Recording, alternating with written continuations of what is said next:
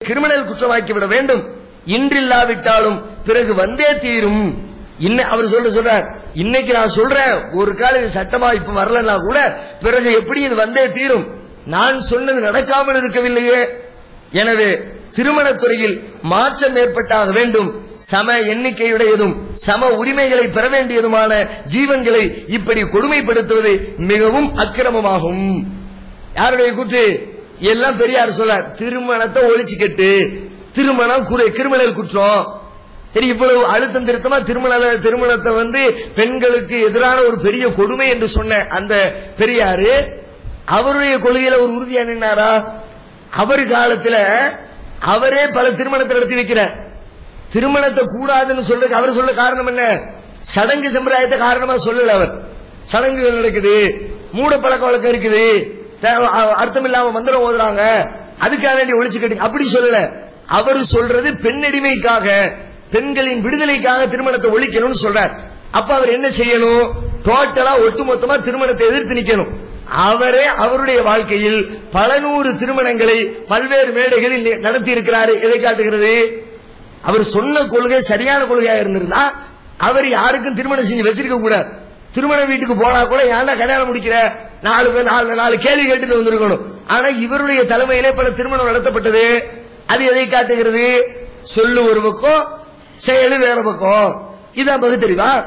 சொன்னாங்களே, நேற்றைக்கு கூட உதாரணம் காட்டியெல்லாம் சொன்னாங்களே, பாதிரியார் சொல்வதை பார், பாதிரியாரை பார்க்காது. மதவாதிகளை எல்லாம் இப்படி விமர்சனம் செய்ய முடிந்த உங்களால் உங்களுடைய பெரியாரை விமர்சனம் செய்ய முடிந்ததா? கல்யாணம் முடிக்காத உலகத்துக்கு சொன்ன அவரு மத்தவங்களுக்கு முடிச்சு வச்ச, சரி முடிச்சு வச்சதா விடுங்க, அடுத்தவங்களுக்கு விட்டுலாம்.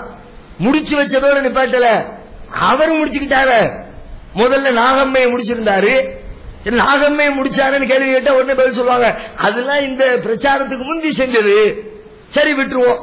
பிரச்சாரத்துக்கு முந்தி, இந்த ஆய்வுக்கு முன்னாடி, இதெல்லாம் திருமணம் தான், இந்த திருமண வாழ்க்கையை ஒழிச்சா தான் உலகம் முன்னேறுங்கிறத கண்டுபிடிக்கிறதுக்கு முன்னாடி நாகம்மையை திருமணம் பண்ணி விட்டார்.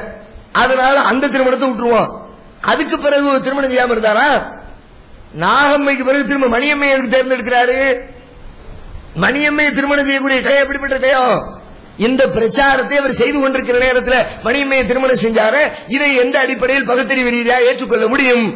சொல்லுக்கும் செயலுக்கும் வேறுபாடு இருப்பது பகுத்தறிவா? மற்ற ஆன்மீகவாதிகள், மதவாதிகள் அவ்வாறு வேறுபட்டு நின்றால் அதை விமர்சனம் செய்கிறவர்கள் பெரியாருடைய இந்த கூற்றை ஏன் விமர்சனம் செய்யவில்லை? ஏன் இதில் அழுத்தம் காட்டவில்லை? இதற்கு எதிராக ஏன் கண்டன குரல் எழுப்பவில்லை? இதற்கு எதிராக கடுமையான சொற்களை ஏன் பயன்படுத்தவில்லை? பயன்படுத்தாததுக்கு காரணம், அது நம்ம மதிக்கிற தலைவர். பகுத்தறிவு அந்த இடத்துல வேலை செய்ய மாட்டேன். பெரியார் செஞ்சு விட்டாலும் அதை போட்டு என்ன விமர்சனம் பண்றது? அது மட்டும் இல்ல, சரி அவர் விடுங்க, அவர் தான் கல்யாணம் பண்ணிட்டாரு, அவருடைய கொள்கையை ஏத்துக்கிட்டு இருக்கிறாங்களே, பிரச்சாரம் பண்றாங்களே, நாங்க தான் பெரியாருக்கு எல்லாம் அப்படின்னு ஒவ்வொருத்தரும் போட்டி போட்டுக்கிறாங்க. எல்லா இன்னைக்கு நாத்திகர்கள் எத்தனை பிரிவு இருந்தாலும் எல்லாருமே எங்களுக்கு தான் சொந்தம், எங்களுக்கு தான் சொந்தம் சொல்லி பெரியார சொந்தம் கொண்டாடிட்டு இருக்கிறாங்களே. சொந்தம் கொண்டாடக்கூடிய இவர்களாவது திருமணம் செய்யாமல் இருக்கிறாங்களா? அவங்களுடைய வாழ்க்கையில் இங்க வந்திருக்கிறவங்களாவது திருமணம் செய்ய இருப்பாங்களா? இந்த கொள்கையை பேச வந்தவங்க, பகுத்தறிவு பேச வந்தவங்க, நம்ம தலைவர் கண்டுபிடிச்சு ஆய்வு செஞ்சு உலகத்துக்கு சொன்ன, உலகம் வெற்றி பெறுவதற்காக சொன்ன ஒரு முக்கியமான ஒரு மேட்ரு நம்ம வாழ்க்கையில கடைபிடிப்போம்னு சொன்னாங்களா? யாரும் கடைபிடிக்க காணும். சொன்ன அவரு கடைபிடிக்கல, அவரை பின்பற்றக்கூடிய யாரும் கடைபிடிக்கல. அந்த கொள்கையை ஏற்று ஒருத்தம் கூட கல்யாணம் முடிக்காம இருந்ததாக பார்க்க முடியல. கல்யாணம் முடிக்காம இருந்திருக்காங்க. கல்யாணம் முடிக்காத லிஸ்ட் போட்டு வாஜ்பாய் முடிக்கலையே, அப்துல் கலாம் முடிக்கலையா, அவங்க எல்லாம் முடிக்காம இருந்ததுக்கு வேற காரணம். இவர் சொன்ன போதனை கேட்டுக்கிட்டு முடிக்காம இருக்கல. அது அவங்களுடைய தேவைக்காக. சில பேர் ஆண்மை இல்லாம எத்தனை பேர் கல்யாணம் முடிக்காம இருந்திருப்பாங்க. சில பேர் இந்த வேசி தொழில் பண்ணிட்டு இருக்காங்க, அதே ஜாப் ஆக்கி ஒர்க் ஆக்கி அதே தங்களுடைய வேலையை உட்காந்துருப்பாங்க. அது மாதிரி ஆட்கள் கல்யாணம் முடிக்கிறது இல்ல. அல்லது வேற ஏதாவது ஒரு நோக்கத்துக்காக அர்ப்பணம் செய்து கொண்டவர்கள் அவங்க கல்யாணம் முடிக்காம இருந்திருக்கிறாங்க.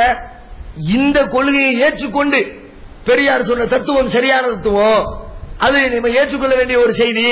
பகுத்தறிவு பூர்வமா இருக்கிற மாதிரி இல்ல. சரி, சொன்ன செய்தியை கடைபிடிக்கிறதுக்கு ஒரு மனிதனை காணுமே. இது யாருமே உலகத்தில் கடைபிடிக்கல. இவருடைய ஒருத்தம் கூட கடைபிடிக்க தகுதியற்ற ஒரு கொள்கை சொல்லப்பட்டிருக்கிறது. இது பகுத்தறிவு கொள்கையா அல்லது மடமை நிறைந்த கொள்கையா? மடமை நிறைந்த கொள்கைன்றதுக்கு யாருமே இதை ஏத்துக்கல, அவரே ஏத்துக்கல. எவ்வளவு அயோக்கியத்தனமான ஒரு செய்தியை சொன்னாலும், ஒரு மோசமான ஒரு மனிதனா இருந்தாலும், அவனுக்கு 2 பேர் ஜாதகம் வருவான்ல, கொலையே பண்ணிவிட்டா கூட அவனுக்கு வழக்கு நடத்துறதுக்கு ஒரு வக்கீல் வருவார்ல, அது கூட இல்ல. பெரியாருடைய இந்த திருமண கொள்கைக்கு அவரும் இல்ல, அவரை சார்ந்து ஒருத்தரும் இல்ல. இப்படிப்பட்ட இதை எந்த அடிப்படையில் நியாயப்படுத்த போகிறீர்கள்? இது பகுத்தறிவா? யாருமே ஏற்றுக்கொள்ள முடியாத ஒரு காரியமாக ஒரு செய்தியான அந்த செய்தி அவர் உலகத்துக்கு சொன்னாரு, அதை நீங்க ஏன் கண்டிக்கல? அதை கவனிக்கணும். அது மட்டும் இல்ல, அடுத்து என்னன்னா, ஒரு கொள்கையை சொன்னா பொதுவாகவே ஒருத்தர் தப்பான கொள்கையை சொல்றாரு அப்படின்றதுக்கு முக்கியமான ஒரு அளவுகோல் என்ன கருதப்படும்னா, முரண்பாடுகள் இல்லாமல் இருக்கணும். எந்த ஒரு செய்தியை சொன்னாலும் முரண்படாமல் இருக்க வேண்டும். அதுதான் ரொம்ப முக்கியமான ஒரு மேட்ரு. நான் கரெக்டா அதுல சொன்னதுல கரெக்டா நின்று கொண்டே இருக்கணும். ஆரம்பத்தில் கூட காலையில கூட பேசணும், முரண்பாடுகளை பத்தி விளக்கம் கொடுத்தோம். முரண்பாடு இருந்துச்சுன்னா கண்டிப்பா அதுல பொய் இருக்குது, ஏதோ மாத்தி மாத்தி பேசுறாங்க, தப்பு தவறா நடந்திருக்கும் போல இருக்குது, தோண்டி தோண்டி விசாரிப்பாங்க. போலீஸ்காரர்கிட்ட ஒருத்தர் மாட்டிக்கிட்டார், மாட்டின ஒரு சந்தேகத்தின் பேர் விசாரிப்பாங்க. சாதாரணமா சொல்லிட்டா மேட்ரு இல்ல, கேட்ட கேள்விக்கு முரண்பட்டு வச்சுக்குவோம். நான் அங்க இருந்து வந்தேன்னு சொல்லிவிட்டு திரும்ப 5 நிமிஷத்துல இங்க இருந்து வந்தோம்னா டவுட்டா இருக்குது, ஆளை ஓரம் கேட்டு என்னன்னு தெரியும். முரண்பட்டா ஆளு கரப்ஷன் யோசிக்க வேண்டியது இருக்கும். முரண்பாடு இருக்கக்கூடாது. இவரு கல்யாணத்தை ஒழிக்கிறதுக்காக வேண்டிய ஒரு ஆய்வு செஞ்சு அதை மக்கள் மத்தியில கொண்டு போகிறார். அதுவும் எப்படி? ஒரு கட்டுரையா ஆர்டிக்கலா சும்மா பேசும்போது கூட யதார்த்தமா சில நேரத்தில் தவறி பேசிடலாம், தவறான கருத்துக்களை சொல்லிவிடலாம். ஆனா எழுதும் போது ஒருத்தர் அப்படி எழுத மாட்டான். எழுதும் போது யோசிச்சு, அது ஒரு பத்திரிகை நடத்துகிறவரு, மக்கள் மத்தியில் பல்வேறு எதிர்ப்புகளை சந்தித்துக் கொண்டிருக்கிறவரு, பல கொள்கைகளை விமர்சனம் செய்து கொண்டிருக்கிறவரு, அவர் ஒரு கொள்கையை சொல்றாருன்னா கண்டிப்பா யோசிச்சு நின்று நிதானமா சொன்னா புடிச்சுக்குவாங்க. எதிர்பார்த்து 4 பேர் நிக்கலாம், தப்பா பேசிடக்கூடாது, சரியான செய்தியை மட்டும்தான் சொல்ல வேண்டும் என்பதை ஆய்ந்து அறிந்துதான் பேசுவார்கள், எழுதுவார்கள். இவர் என்ன பண்றாரு பெரியாரு? அதுக்காக வேண்டிய ஒரு மேட்டர் எடுக்கிறாரு, திருமணத்தை ஒழிக்கிறது சம்பந்தமா மக்களுக்கு எழுதுறாரு. எழுதி கொண்டு வரும்பொழுதே பாருங்க, அவர் கொள்கையில தெளிவில்லாமல் இருந்தார் என்பதற்கு அவரே ஆதாரம் காட்டுறாரு. தந்தை பெரியார் உயர் எண்ணங்கள் என்ற புத்தகத்துல பெரியார் சுயமரியாதை பிரச்சார நிறுவனம் வெளியிட்டு இருக்கக்கூடிய நூலில் நான் இப்ப கடைசியா வாசிச்சேன் அந்த செய்தி. அதுல நான் வாசிச்சு நிப்பாட்டினது தொடர்ந்து அடுத்து சொல்றேன். இவ்வளவு நேரம் வரைக்கும் கிரிமினல் குற்றமாக்கணும்னு சொல்லிட்டே வந்தார். அடுத்து சொல்றாரு, பெற்றோர்கள் தங்கள் பெண்களை 22 வயது வரைக்கும் நன்றாக படிக்க வைக்க வேண்டும். நல்ல போதனை, பிள்ளைகளை படிக்க வைங்க. பிறகு ஒரு தொழிலும் கிடைக்க செய்த பிறகு வாழ்க்கை துணையை பற்றி நினைக்க வேண்டும். அதுவும் அந்த பெண்ணாக பார்த்து ஒரு ஆணை தேர்ந்தெடுத்துக் கொள்ள வேண்டுமே ஒழிய பெற்றோர்கள் குறுக்கு. அடுத்து என்ன சொல்றாரு? 22 வயசு வரைக்கும் கல்யாணத்தை பத்தி பேசாத, அதுக்கப்புறம் கல்யாணம் அதுக்குள்ள போ. அடுத்த பேராவுல வேற புக்குல, வேற பேஜ்ல, வேற நாள்ல, வேற வருஷத்துல இல்ல, அதனுடைய தொடர்ச்சியில சொல்றாரு, கல்யாண கிரிமினல் குற்றம் முதல் பேரா சொல்லுது, அடுத்த பேரா சொல்லுது 22 வயசு வரைக்கும் கல்யாணத்தை பத்தி பேசாத, அடுத்து பேசு. என்ன அர்த்தம்? முரண்பாடுகளின் மொத்தவருமாக அவர் காட்சி தருவதை நம்மால் புரிந்து கொள்ள முடிகிறது. இதுக்கு அவங்க ஆன்சர் சொல்லணும். எப்படி? நாங்க சில நேரத்தில் சொல்லுவாங்க, அது பெரியார் சொன்னதை கண்டுக்கல, பெரியார் சொன்னது நாங்க சம்பந்தம் இல்ல, வாபஸ் வாங்க, அது மேட்டர் இல்ல. மத்தவங்களை எப்படி கண்டிச்சீங்க நீங்க? மத்தவங்க ஒரு தப்பு செஞ்சுட்டாங்கன்னா எவ்வளவு காரசாரமா குடிமையை விட்டுனீங்க, மொத்தமா பூணூல அறுத்து அறுத்து பெரியாருக்கு அனுப்பி வச்சு விடுதலை பத்திரிகையில செய்தி விளம்பரத்தை வச்சீங்க. அது மாதிரி கண்டிக்கணும்.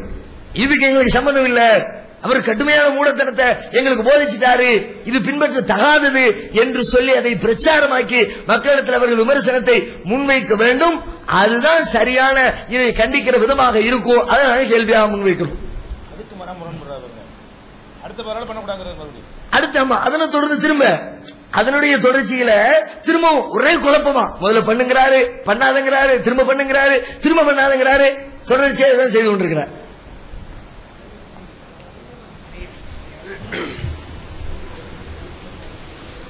இப்ப இது ஒரு சாக்கு போக்கு சொல்லி மறுக்க போறது கிடையாது. ஏன்னா காலையில ஐயா சொன்னாங்க, நீங்க மத்த முஸ்லீமை பார்த்துட்டு குர்ஆனை குறை சொல்றீங்க, மத்த முஸ்லீம் வேற நாங்க வேற அப்படின்னாங்க. நாங்க அந்த மாதிரிலாம் ஒரு சாக்கு போக்கு சொல்லி ஒதுங்குற ஆள் கிடையாது. ஐயாவின் கொள்கைங்கிறது எல்லா இடத்துலயும் ஒரே மாதிரி இருக்காது, இடத்துக்கு தகுந்த மாதிரி. காலையில கூட சொன்னேன், ஆப்பிரிக்காவில் அவர் போய் இருக்கும்போது அங்க பாப்பானை உதைக்கிறான் நீக்ரோ. அப்ப அங்க பாப்பானுக்காக வாதாடுறாரு. சொன்னா யாரும் நம்ப மாட்டாங்க. இங்க பாம்பை விட்டாலும் விடு, பாப்பானை